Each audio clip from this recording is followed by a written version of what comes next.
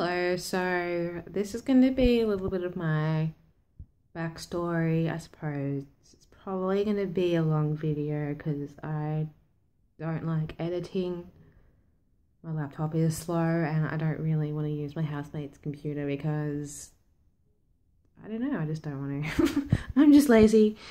So yeah, I've never really felt like I've fit in. I remember in primary school, in grade prep, thinking that I don't fit in. This was in the early 90s, so 1991 was when I was in grade prep, and my primary school was primarily white, and as you can see, I am not white. I didn't look like the other girls. I had a British sort of caretaker person, not really a nanny, but someone who looked after me when mum worked, even though it was at her work. I don't really know what the term for that is, and she used to like sing me songs and stuff, so I kind of picked up a bit of an English accent, which was really weird. And I used to enunciate quite clearly, which I don't so much anymore, but people picked on me for having a weird accent, which I couldn't understand because to me it was just clear and I was just being, I don't know, I was just trying to be as proper as possible, I suppose. I don't know. But yeah, culture aside, I mean, all the other little girls did dance and they talked about dance and they practiced their choreo at like, play times and stuff, or they, had dolls. And I mean, I liked dolls as well, but not to the extent they did, I guess. I don't know. I just didn't really share interests with the girls at my primary school, really. I was into video games. I had a Commodore 64 and we had like an Atari, I think it was a 2400 at the time. And so I didn't spend all my time on the computer. I liked playing outside. I liked playing with rocks and worms and slugs and yeah, when friends came over, I sort of showed them the computer games that I liked, but they, I don't know, weren't as into it as I was, I guess. So there's that, and also, a lot of my friends went to what was it called, Gum Nuts or something, which is like Girl Scouts, I suppose. You do like camping and I don't know what else because I've never been, but I wasn't allowed to do that. So I didn't have camping, I didn't have dance. Some of my other friends went to Sunday school and they talked about, all the things they learned at Sunday school. I was like, well, I don't do that either. And as I got a bit older, I noticed that the boys were talking about the games that I liked playing, and I was just like, I want to talk to them, but I don't really like boys. Boys are kind of gross. So I didn't really have any real friends. Like, I hung out with people at school, but like, I never really had friends, that would come often. Like, I had maybe one or two friends that I'd visit at their house or something. So yeah, I never really had anything in common with, the girls in my sort of age group. I remember in about grade 5 or 6, I had a friend and she was just really cool, and I'd go to a house, and one time we had a sleepover and it was quite cold, and I was a bit scared, so I asked to sleep, if I could sleep in her bed with her, and at first she was like, that's weird, but okay. And I was like, oh, you know, I'm just used to sleeping with my teddy because my teddy is like pretty much the size of me. And I was just like, you know, please, I'm just scared. And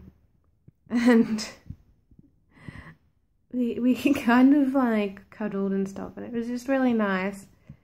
And I sort of pretended I was asleep, but I actually wasn't. And then the next day when we woke up, she was just like, you were like cuddling me and touching me, and it was kind of nice, but it was kind of weird as well. And yeah, I kind of just laughed about it, and yeah, like we still hung out, but I don't think I wanted to sleep over again for yeah. And then she moved away somewhere, I don't know. Seems to be a lot of common theme, like the people that I was like the close, like even in grade prep, I had like a best friend, and then she moved schools, and then I had another best friend, and she also moved schools. So I was just like, I've never really had a best friend that's just like stayed. So it's just a bit annoying. So yeah, I kind of knew from a young age that I liked girls and boys, but I didn't really know that it was okay to be interested in both, I suppose. And I didn't really understand how lesbians worked, and I didn't really know what to do. Like, I mean, I remember in high school flirting with some of the pretty girls that were actually nice to me. Like those pretty girls that they were bitchy. And then there were some pretty girls that were actually nice, and I actually like flirted with them, and then they'd like blush and like giggle and be like, oh, thanks. And then it was just like a friendly thing. Like they didn't take it as like a flirting thing. Even though in year 7, my nickname became Monica E-Lesbian because my last name's E-Les. And I thought it was quite funny, and I quite sort of joked, but not really joked around with my friends because, well, I wasn't really sure what my sexuality was at the time. Like, I didn't know, but it was kind of, yeah, just still not having the same interest as the girls. Like, I was not into makeup, not really into boys. Like, there were some guys I found attractive, but later on, you know, when I was in like year 11 and 12, one of my guy friends was like, you know, the guys you like are kind of quite feminine. I was just like, yeah, I guess. But yeah. So yeah, growing up, I just had trouble, you know, doing the socializing, making friends, and, you know, being, I guess, bisexual. There were the two things I really struggled with. Like I think every teen has a depressive phase. I mean, I didn't have friends. I didn't belong. You know, I just hated life, basically. Like, honestly, if my parents say this, I'm sorry, but like, I did not want any part to do with them. I don't know. I didn't feel safe around my family. I still don't, and I love you guys, but like only because I have to. I feel bad kind of for saying that, but I just never felt like supported. Like, I know that you did in your own way, but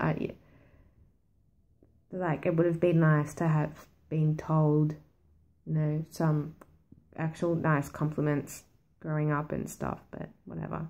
That's done. So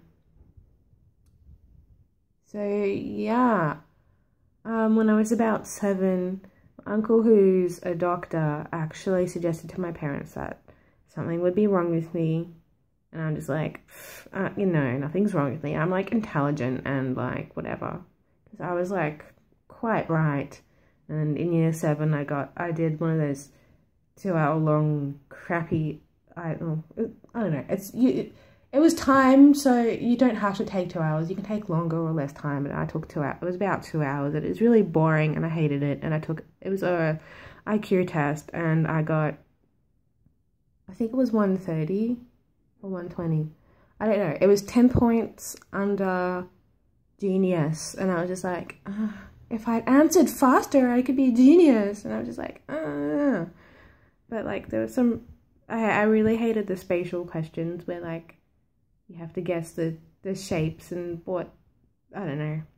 They were dumb. I'm not into that. So yeah, those are the things I've struggled with. The chronic pain probably started in year 9 when I started getting shitty knees.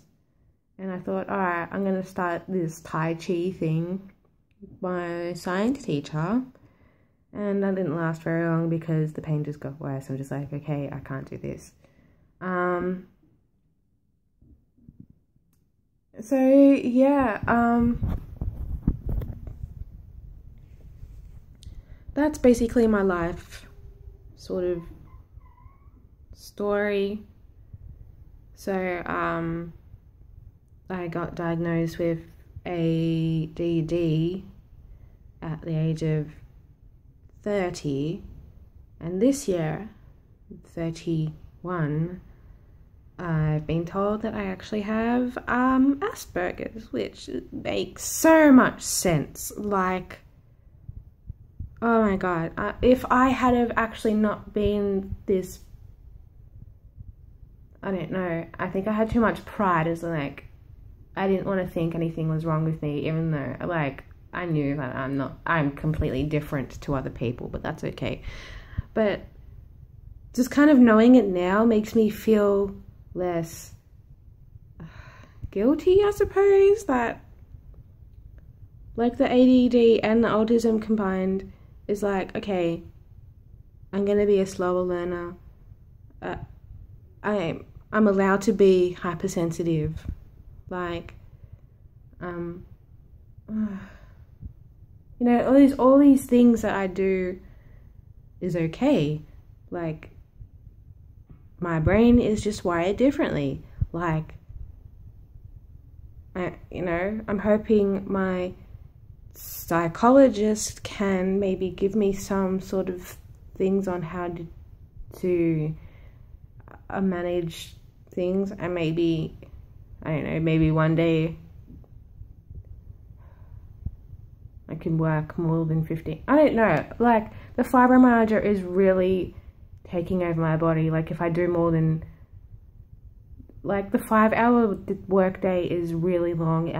Like, the pain lasts several days afterwards. So I don't know if I'll ever be able to work full time, which is kind of frustrating.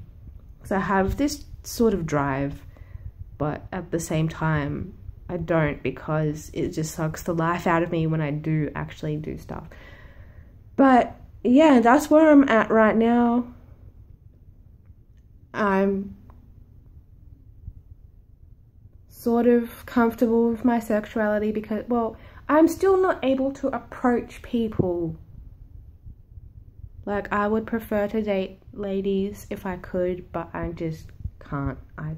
Plus, I'm kind of aromantic, asexual. Like, I'm not really into touching, kissing, or hugging. It's just, I'm not into any sexual things at all. Been 14 minutes already. That's okay. But I just like the idea of being able to, you know, maybe cuddle or touch in my terms once I've gotten used to a person. I don't know. There's just something about cuddling a female person, or someone that identifies as female, rather. There's just something about that feels more special than cuddling a person that is male. I don't know. That's just how I am. So yeah, that's where I'm at. So yeah, that's what I'm kind of dealing with at the moment. And I'm hoping to, in a next video, share kind of how I deal with certain things. And yeah, thanks for listening.